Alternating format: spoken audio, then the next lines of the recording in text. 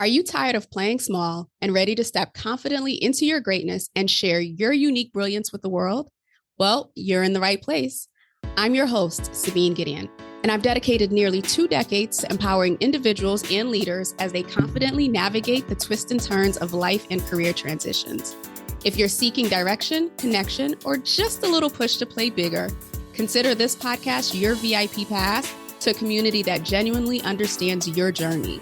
Join me every week for candid conversations and practical guidance designed to help you navigate the challenges of life and business, foster a growth mindset, and cultivate meaningful connections. It's time to embrace your inherent power, define your unique purpose, and prosper in every aspect of your life. Let's get started.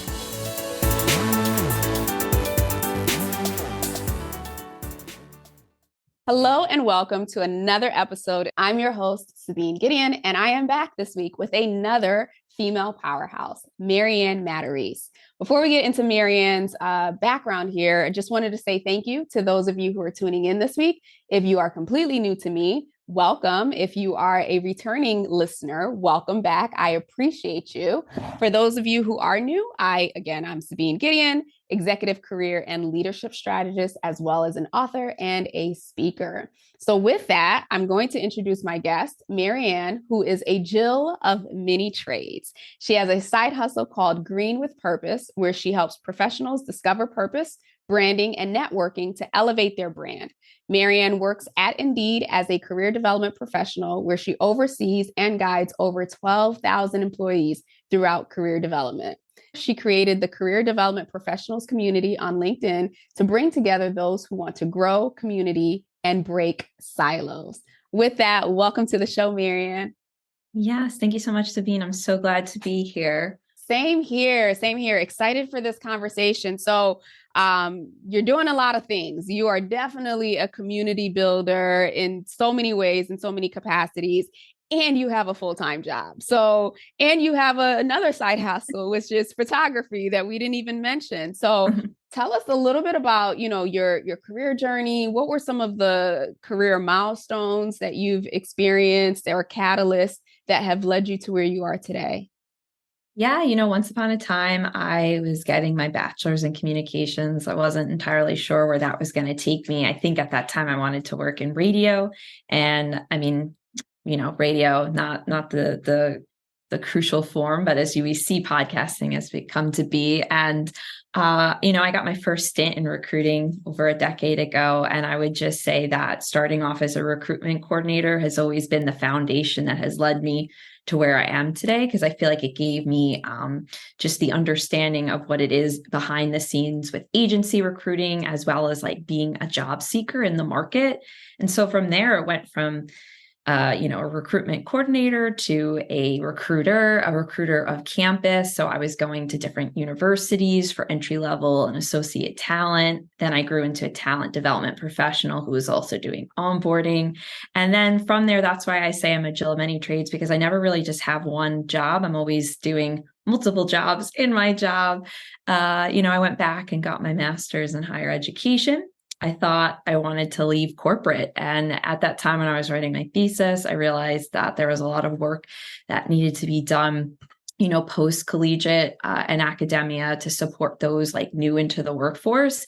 And I wasn't even at Indeed yet. I was at a prior company, but landed at Indeed. I always say that I've also been like the token friend and family member who's helped with resumes and as well as like interview prep and mindset coaching. And so really became a coach at heart and always was reflective in what I was trying to do to support others when it came to their purpose and being a job seeker.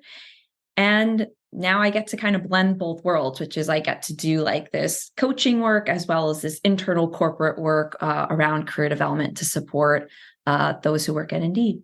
Yeah, I love that. So tell us about this community that you have built that is growing and expanding on LinkedIn.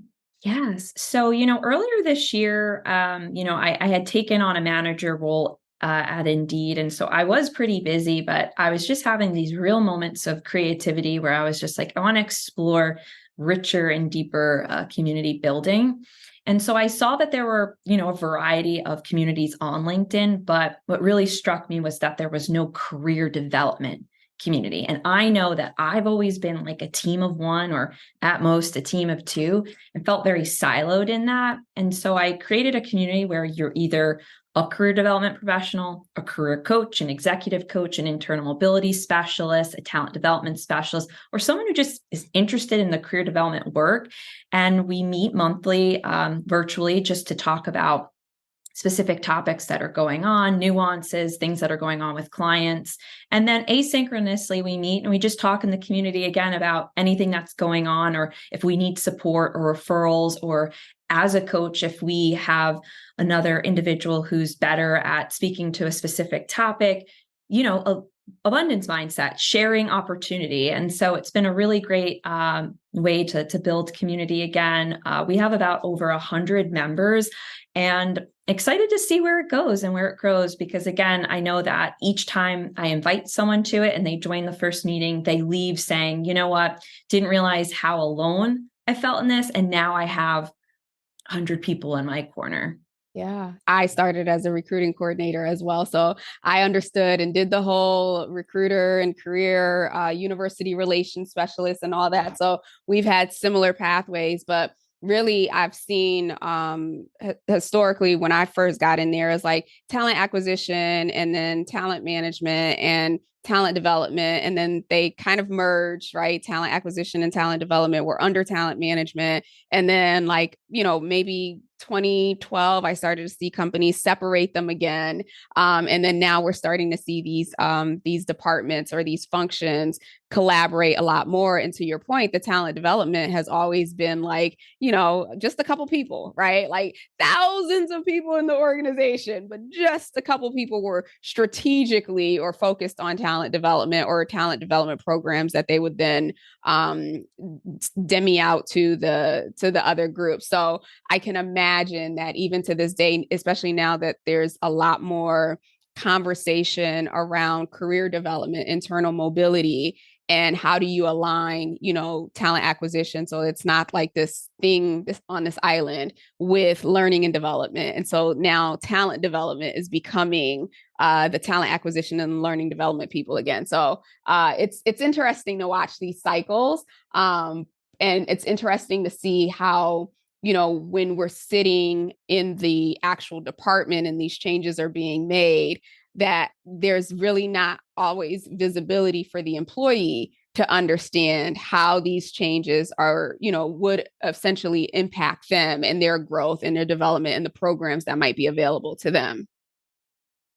Yeah, no, I'm certainly with you. And I know like just a lot of companies in general over the last 2 years, we can call it now, that have had massive reductions in force, has seen, especially maybe in their HR division, a bit of a change when it comes to the talent management, employee development space. And then, it's like re-educating the workforce on who we are, what we do in support of what's going on. And so, yeah, it's definitely been interesting. Yeah. So I'm curious, especially now with a lot of the conversation being centered around AI and building, what do you call that? It's not the skill.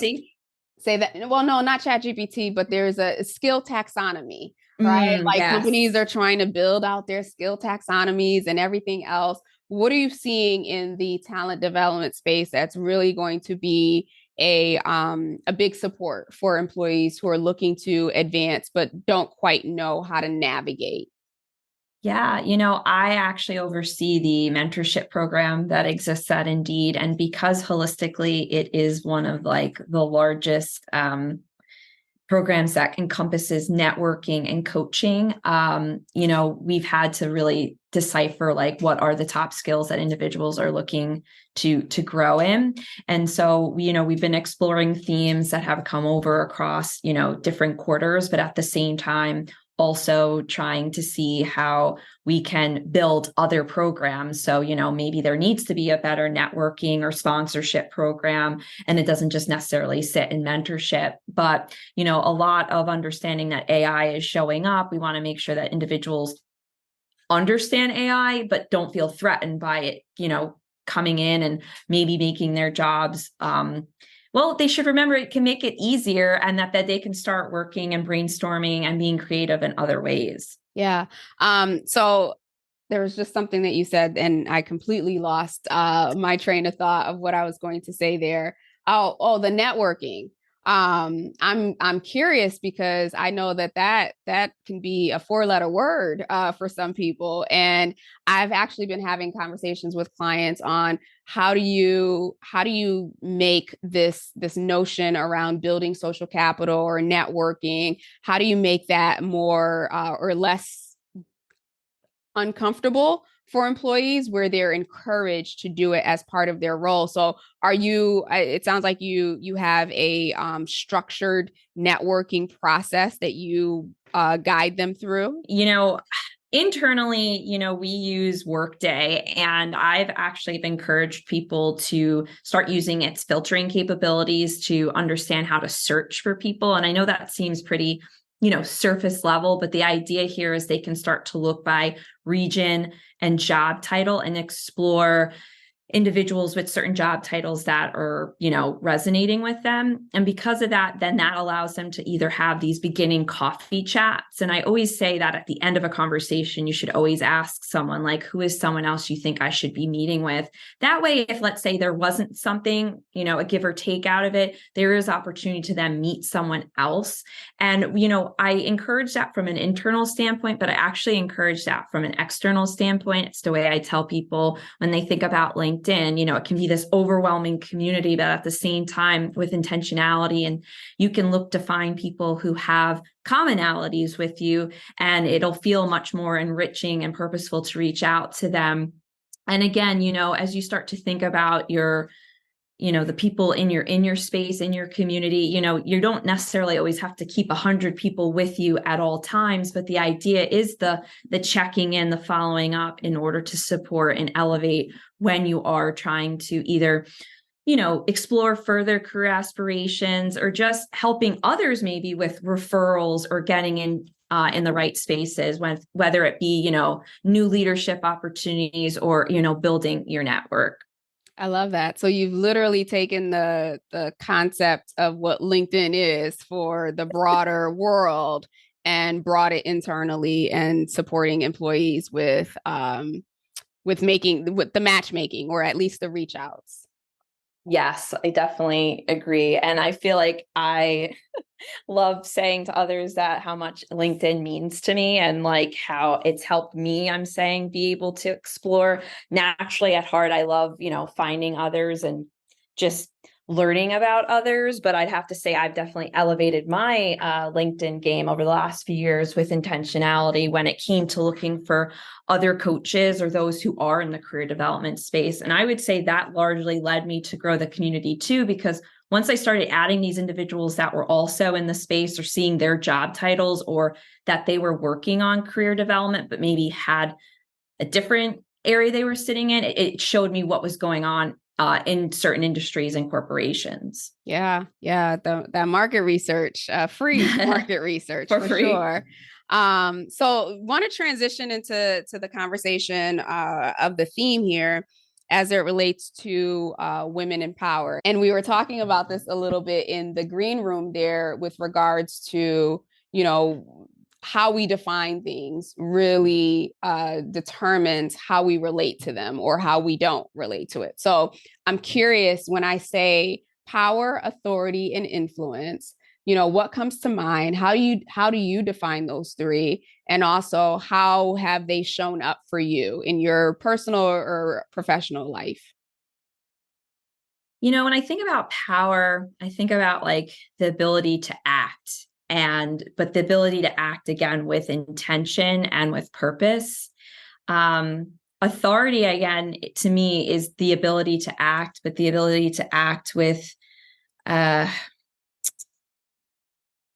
rigor, like, conveying and like, capturing a room, again, with intentionality. And influence, I'm starting to see a trend as I answer this, like that there is the intentionality piece with acting. And so I would say that has definitely shown up for me when it comes to those three words, just, being able to act, but with regard for others and in service of others. So as you think about power, right? And I know I'm asking you and putting you on the spot, but what were your earlier experiences, or how do you know now when you are owning your power or when you are operating from a place or a position of power? Yeah, earlier in my career, I tend to find that before I felt a bit more mature in my roles, I was very timid. And, I didn't naturally go to find a mentor at first, which would probably be my plug here to say the sooner you can get a mentor, the better. But now I feel like I sit in my power because I really take a look at like where I'm at and how I want to convey my thoughts and emotions to things, and then how that will plug into how I can then show up for others. I always return to that natural piece of like being in service of others. Okay. Okay. So I'm trying to gauge, do you see power as something that is from within that you tap into, or is it external? Yeah, that's a great question. I would say for me, it's been more internal. Okay. Okay. And with authority and influence, how would you categorize those? Are those internal or external for you? Yeah, influence. I would say that has grown to be more of an internal, but authority has grown to be more of an external. Because I feel like with authority, I've had to, you know, like set my pace and my tone and be seen in certain ways to like be seen with authority. And so as it relates to power, right, being that it's this internal thing that we get to tap into, it does take work, right? It takes the awareness of like, oh, I have power, right? I can trust myself. But then it also takes the work of maintaining that, because the world will give us 100 examples each day of, things that we don't have control over. So I'm curious, what practices do you put in place, or have you put in place, to help you maintain your power, your internal power, or your personal power, and stay grounded in that truth? Yeah, I think it's definitely like absorption, like whatever is out there. I'm making sure that I'm consuming things to a degree that, yes, educate and inform me, but also don't necessarily detract me or make me more anxious or feel like I can't accomplish certain things. And so I mentioned before about being a bit reflective in nature. And so I tend to find that from a power standpoint, I need to also like pull myself out of things and go inward in order to be able to return to it. And I think, again, returning to the like, this may feel external, but like having like a source of community or those to be able to like speak to, whether it be in a mentorship or sponsorship opportunity, a way to then also, again, ground in power. Okay. Thank you for that. And do you have like a morning routine or something, like some ritual that you do to just start your day in that grounded state? Yeah. Well, I guess technically it starts from the night before, but I always try to make sure that my meetings are all, and when I say set up appropriately, like I know that I have enough time in the morning to transition from thought to thought. I feel like the biggest thing as I've added more meetings to my life has been not being able to like turn your mind off while you go to the next one. And so being very intentional about my calendar from the night before allows me to wake up. It sounds silly, but like really make a glass of, or, a cup of tea or coffee and like sit with my dog, actually enjoy that time, but also like be with myself and my thoughts. Sometimes I feel like when we immediately go into the next thing, we're, decompressing things that then come out later. And then, whether that be panic or anxiety. I haven't been following it as of recent, but it did help. And so I'd like to return back to it, but like I do like morning notes. So just a lot of bulleting, because that's how like my mind processes things. I tend to find also after the shower, they say like when you're in water, you get your best ideas, but, tend to write like my ideas after And then I like to cross things out. So even though I love like a calendar on a computer or a phone, I do also love like a mental lit, like that's written so I can go. Yes, the satisfaction of crossing something off. I'm curious, are you familiar with human design? Yes, I'm a Okay. projector. You're a projector. Okay. All right. That makes total sense. I was gonna say manifesting generator or projector, but yeah, that makes sense. Okay. Okay. So in terms of, as we're looking at, how do we take what we've learned, the experiences, right? And of course, this journey continues as long as we're alive, but really looking at how we've learned to embrace power, how we've learned to own our own voice and our own authority and step into places of influence so that in service of others. As we've learned that, right? I think our responsibility is also, what are the breadcrumbs that we're going to leave behind for young women who are on the come up at whatever stage of life that they're in right now as they're coming into the working world or their adulthood. So I'm curious, from a societal impact perspective, what can we who are in positions of leadership and in positions of influence do to help empower, inspire the next generation of women leaders so that they can begin to own this now and don't have to Yeah. go through, the years that we might have. So two things are coming to mind. For those who are possibly in like a corporate space, I'm very fascinated by inclusion resource groups, and especially ones that are targeted around age. I bring up Indeed to say we have an age, all generations empowered group. And I say that because there's opportunity for those who are in leadership or more tenured to have a bit of a reverse mentorship with other individuals. But for those who are, coming up, women, I think it's a really great space, not just from the mentorship standpoint, but that community standpoint, to know what's going on in the world, to be able to kind of shadow and see other people's work, I think is very supportive of that, like molding and letting someone grow out of and being mature to grow maturity in their roles. Externally, I would say it's sort of the same when it comes to like, professional affiliations, but I think being able to find like local meetups or organizations or professional affiliation groups that you feel tied to as a way to, again, meet others, learn from others, and develop with others so that you can, really get your name out there. Because a lot of times I talk about branding, and I think you can start branding very young, which is, working on meeting others, but then working on your voice and how you want your voice to be amplified in service of others. Yeah, absolutely. And I agree with you. I mean, I'm of the mindset that we're branding whether we recognize it or not, whether it's intentional or not, we are being branded. So why not, start being intentional as early as possible.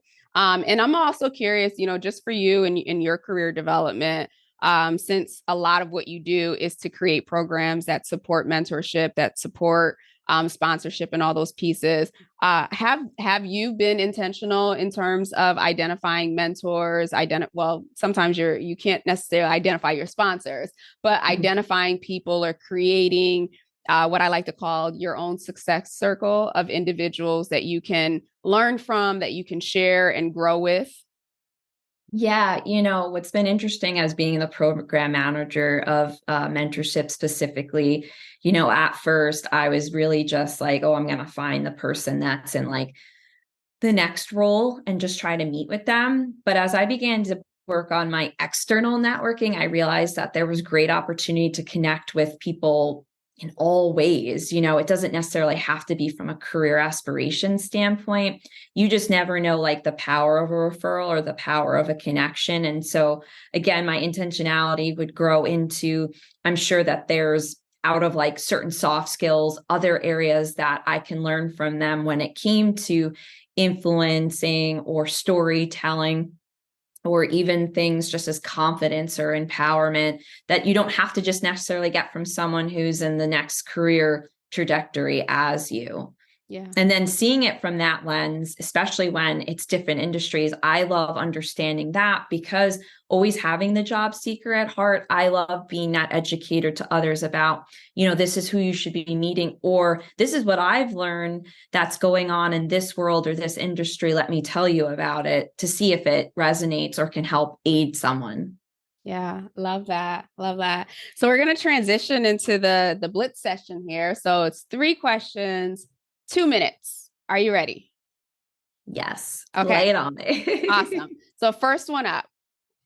Given what you've learned through your experiences, both personal and professional, if you could go back to a younger version of yourself and give her a piece of critical advice, what do you think that would be? I would say sort of 2 things. You've heard it a little bit already, but find a mentor and don't think that you need to look so outside of the circle. Look in your who you're around right now and just have an advocate who can be in your corner. And then I would also say that it will come with time, but to practice how you have powerful conversations so that you can feel inspired early on.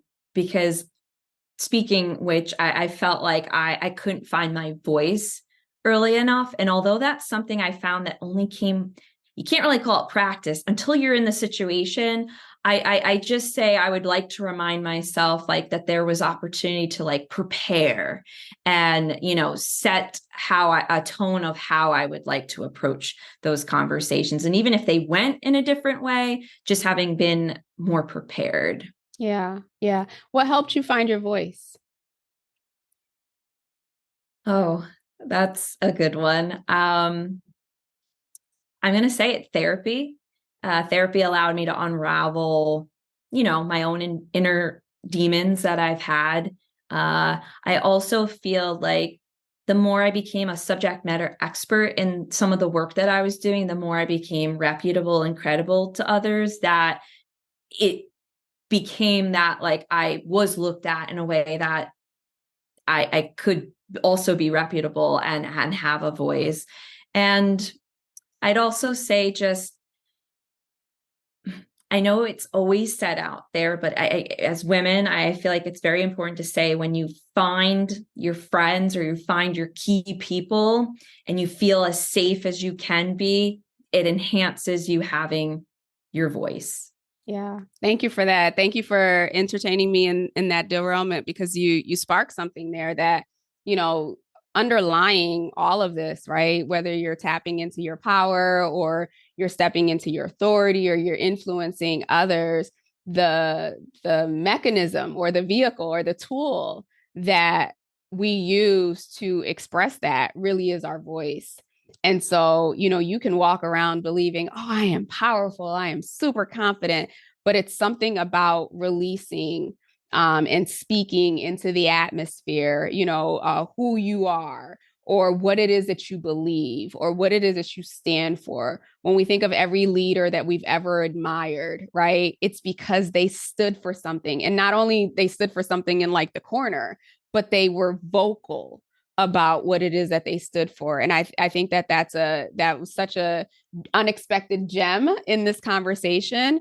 For those of Thank you you. who are listening, think about it. Are you using your voice? And it's not just am I using my voice in the day-to-day stuff, but what are you standing up for? What are you speaking up about? And it could be, the passion that you have for your job, the passion that you have for your kids, your community, whatever that might be. But part of exercising power and exercising your authority and your influence is using your voice. And so funny enough, Marianne, I've been doing this podcast for a while. I've been speaking for a very long time, but there was still an inner part of me that didn't believe that I should be talking. And to your point, that had to do with a lot of childhood baggage that we had to work through. But yeah, it's through this vehicle and this mechanism of showing up every week. I not only just found my voice because I was on a podcast, I found my voice because I was speaking about something that I was passionate about, and something that came from Yes. inside. Well, thank you for sharing that with me too. And I hope that's a great reminder for everyone listening. Like I myself feel like probably the last year too, no joke, that I found it. And so look, I mean, I'll put it out there. I'm in my mid 30s and look, it took me that long to feel that way. And I think as part of finding your voice, it's like the seasons, like everyone's in a career season, but I also feel like we're in a voice season too. I don't want to say that the voice diminishes, but I will say that you then choose certain things too as you start to get older about what you're passionate or want to speak to. And so that's absolutely okay as well. Yeah, I love that. And then the last question of the Blitz session that I've now extended. Are there any books, whether they're personal or professional books, that have been pivotal for you in your life and in your development? Yeah. I love reading. I do. And so just like immediately off the top of my head, I'm going to say, Untamed by Glennon Doyle. What I found fascinating about that book was just how she really articulated becoming free from society and the structure of society. And I tend to find as a woman, I'm always kind of thinking about milestones and just like, what is society expecting of me? And I really liked reading that book because it reminded me that I can remove those barriers and I can still be present and in the joy of how I'm growing, developing, and how I'm experiencing the world. And just like that, we can reject the expectations that have, or limitations that come up for us and, create a new narrative. Oh, I love that. So Untamed, we will definitely add that to the show notes. So be sure to check that out. Was there another one or is that's the top one? That'll be the one I stay with for now. Yeah. All right. Sounds good. And as far as projects that you're working on, if the audience is just like, oh, I want to learn more about this community or I want to learn more about what Marianne has going on, tell us a little bit about what you're working on. Yeah. So, I mean, again, shout out for anyone who's in the career development space or as a coach or in talent development, whatever it may be, or if you have a passion, you can find me on LinkedIn at Marianne Matarese. And I am happy to invite you to the career development professionals community where we meet monthly virtually as well as asynchronously throughout that time. And if you're looking for a job, feel free to use Indeed, or if you'd like to work for Indeed, I'm happy to get you in front of the right people in talent acquisition. Okay. So in terms of reaching out to you, you are on LinkedIn. We will definitely link that into the show notes as well. So certainly, if you're listening and you want to connect with Marianne, she has given you a lot of different opportunities and ways to connect with her. So be sure to do so. With that, we will be back next week with another female powerhouse. Thank you so much for joining in this week. And I look forward to chatting with you next week. Take care. Hope you enjoyed this week's episode. If you found today's conversation helpful or got a piece of insight that you plan to implement in your life, I'd love to hear from you. Connect with me on LinkedIn at Sabine Gideon and send me a message, or feel free to leave a review on either Apple or Spotify. I also invite you to share this episode with anyone in your network, another powerhouse possibly, who you think might benefit from today's conversation. Lastly, as always, any links, any resources, or any upcoming training is included in the show notes, so be sure to check that before you leave today. Until we chat again, have a blessed and powerful week.